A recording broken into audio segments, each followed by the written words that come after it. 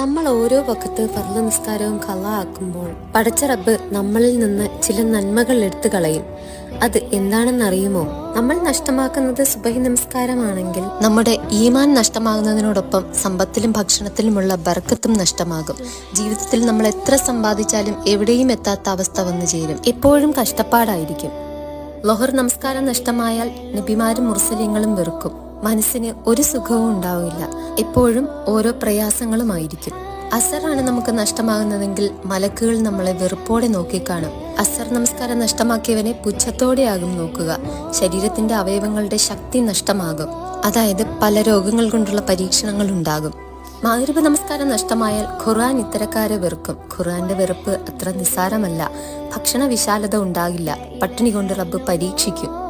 ഇശാ നമസ്കാരം നഷ്ടമാക്കുന്നവന് റബ്ബിന്റെ കാരുണ്യം അവരുടെ മേലിൽ ഉണ്ടാകുകയില്ല. അതുപോലെ അവൻ മരിക്കുന്നത് കാഫിറായിട്ടായിരിക്കും.